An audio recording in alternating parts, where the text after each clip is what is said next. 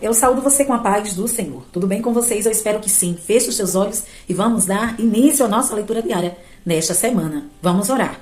Senhor, meu Deus e meu Pai que está nos céus, maravilhoso é o teu nome. Nos ajude e nos sustente. Com a destra da tua justiça, Senhor.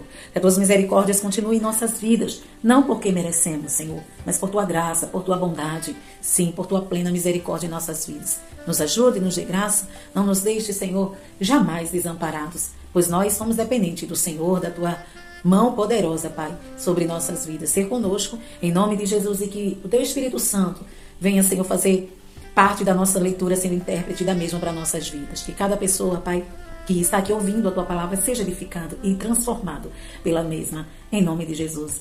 Amém. Amém. Amém. As nossas leituras diárias de hoje estão em Oséias, capítulos 11, 12 e 13. Mateus, capítulo 19. Oséias, capítulo 11, diz assim: o amor de Deus por Israel. Quando Israel era menino, eu o amei, e do Egito chamei o meu filho. Mas quanto mais eu chamava, mais eles se afastavam de mim. Eles ofereceram sacrifícios aos Baalins e queimaram incenso para os ídolos esculpidos. Mas fui eu quem ensinou Efraim a andar, tomando-o nos braços, mas eles não perceberam que fui eu quem os curou. Eu os conduzi com laços de bondade humana e de amor. Tirei do seu pescoço o jugo e me inclinei para alimentá-los. Acaso não voltarão ao Egito e à Síria? Não os dominará porque eles se recusam a arrepender-se? A espada reluzirá suas cidades, destruirá as trancas de suas portas e dará fim aos seus planos. O meu povo está decidido a desviar-se de mim. Embora sejam conclamados a servir ao Altíssimo, de modo algum o exaltam. Como posso desistir de você, Efraim?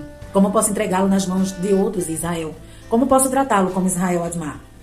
Como posso fazer com você o que fiz com Zeboim? O meu coração está enternecido. Despertou-se toda a minha compaixão. Não executarei a minha ira impetuosa, não tornarei a destruir Efraim, pois sou Deus e não homem, o santo no meio de vocês. Não virei com ira. Eles seguirão o Senhor. Ele rugirá como leão. Quando ele rugir, os seus filhos virão tremendo desde o ocidente. Virão voando do Egito como aves, da Assíria como pombas. Eu os estabelecerei em seus lares. Palavra do Senhor. O pecado de Israel. Efraim me cercou de mentiras, a casa de Israel de enganos, e Judá é rebelde contra Deus, a saber, contra o santo fiel. Capítulo 12. Efraim alimenta-se de vento, corre atrás do vento oriental o dia inteiro, e multiplica mentiras e violência. Faz tratado com a Assíria e manda azeite para o Egito.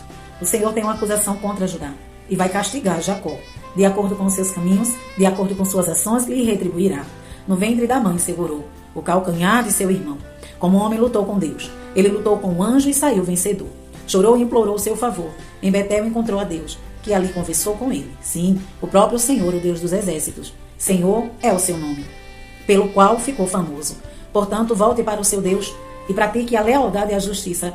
Confie sempre no seu Deus. Como os descendentes de Canaã, comerciantes que usam balança desonesta e gostam muito de extorquir, Efraim orgulha-se e exclama: como fiquei rico e abastado. Em todos os trabalhos que realizei, não encontrarão em mim nenhum crime ou pecado. Mas eu sou o Senhor, o seu Deus, desde a terra do Egito. Farei vocês voltarem a morar em tendas, como no dia de suas festas fixas. Eu mesmo falava aos profetas, dava-lhes muitas visões, e por meio deles falava em parábolas. Como Gileade é ímpia, seu povo não vale nada.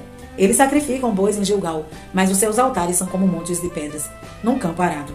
Jacó fugiu para a terra de Arã, e Israel trabalhou para obter uma mulher. Por ela, cuidou de ovelhas. O Senhor usou um profeta para tirar Israel do Egito, e por meio de um profeta cuidou dele. Efraim amargamente o provocou a ira. Seu Senhor fará cair sobre ele a culpa do sangue que derramou e lhe devolverá o seu desprezo. Capítulo 13. A ira do Senhor contra Israel. Quando Efraim falava, os homens tremiam. Ele era exaltado em Israel, mas tornou-se culpado da adoração a Baal, e começou a morrer. Agora eles pecam cada vez mais com sua prata. Fazem ídolos de metal para si, imagens modeladas com muita inteligência, todas elas obras de artesão. Dizem desse povo: eles oferecem sacrifício humano e beijam os ídolos feitos em forma de bezerro. Por isso serão como a neblina da manhã, como o orvalho que bem cedo evapora, como palha que no redemoinho vai-se de uma eira, como a fumaça que sai pela chaminé. Mas eu, o Senhor, o seu Deus, desde a terra do Egito. Vocês não reconhecerão nenhum outro Deus além de mim, nenhum outro Salvador.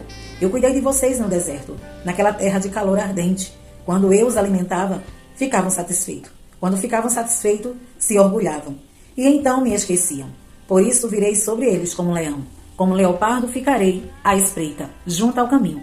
Como uma ursa de quem roubar os filhotes. Eu os atacarei e os resgatarei. Como um leão, eu os devorarei. Um animal selvagem os despedaçará. Você foi destruído, ó Israel, porque está contra mim, contra o seu ajudador. E agora, onde está o seu rei que havia de salvá-lo? Em todas as suas cidades. E os oficiais que você pediu, dizendo, dá-me um rei, líderes, dá-me um rei na minha ira, e o tirarei na minha indignação. A culpa de Efraim foi anotada. Seus pecados são mantidos em registro. Chegam-lhes dores como as da mulher em trabalho de parto. Mas é uma criança insensata. Quando chega a hora, não sai do ventre que a abrigou. Eu o redimirei do poder da sepultura. Eu os resgatarei da morte. Onde estão a morte e as suas pragas? Onde está a sepultura, a sua destruição? Não terei compaixão alguma, embora Efraim floresça entre os seus irmãos. O vento oriental sairá da parte do Senhor. Soprando desde o deserto, sua fonte falhará, e seu poço secará. Todos os seus tesouros serão saqueados dos seus depósitos. O povo de Samaria carregará sua culpa, porque se rebelou contra o seu Deus. Eles serão mortos à espada, seus pequeninos serão pisados e despedaçados. Suas mulheres grávidas terão rasgados os seus ventres. Capítulo 19, Mateus. A questão do divórcio. Quando acabou de dizer essas coisas, Jesus saiu da Galiléia e foi para a região de Judá, no outro lado do Jordão. Grandes multidões o seguiam e ele as curou ali. Alguns fariseus aproximaram-se dele para pô-lo à prova e perguntaram-lhe: é permitido ao homem divorciar-se de sua mulher por qualquer motivo? Ele respondeu: vocês não leram que no princípio o Criador fez homem e mulher? E disse: por essa razão o homem deixará pai e mãe e se unirá à sua mulher, e os dois se tornarão uma só carne? Assim, eles já não são dois, mas sim uma só carne. Portanto, o que Deus uniu, ninguém separe. Perguntaram eles: então por que Moisés mandou dar uma certidão de divórcio à mulher e mandá-la embora? Jesus respondeu: Moisés permitiu que vocês se divorciassem de suas mulheres por causa da dureza do coração de vocês. Mas não foi assim desde o princípio. Eu lhes digo que todo aquele que se divorciar de sua mulher, exceto por imoralidade sexual, e se casar com outra, estará cometendo adultério. Os discípulos lhe disseram: se essa é a situação entre o homem e a mulher, é melhor não casar. Jesus respondeu: nem todos têm condições de aceitar essa palavra. Somente aqueles a quem isso é dado. Alguns são eunucos porque nasceram assim. Outros foram feitos assim pelos homens. Outros ainda se fizeram eunuco por causa do reino dos céus. Quem puder aceitar isso, aceite. Jesus e as crianças. Depois trouxeram crianças a Jesus para que ele lhes pusesse as mãos e orasse por elas. Mas os discípulos o repreendiam. Então Jesus disse: deixe vir as minhas crianças, não impeçam, pois o reino dos céus pertence aos que são semelhantes a elas. Depois ele limpou as mãos e partiu dali. O jovem rico. Eis que alguém se aproximou de Jesus e lhe perguntou: mestre, que farei de bom para ter a vida eterna? Jesus respondeu: por que você me pergunta o que é bom? Há somente um que é bom. Se você quer entrar na vida, obedeça os mandamentos. Quais? Perguntou ele. Jesus respondeu: não matarás, não adulterarás, não furtarás, não darás falso testemunho, honra teu pai e tua mãe, e amarás o teu próximo como a ti mesmo. Disse-lhe o jovem: a tudo isso tenho obedecido. O que mais me falta?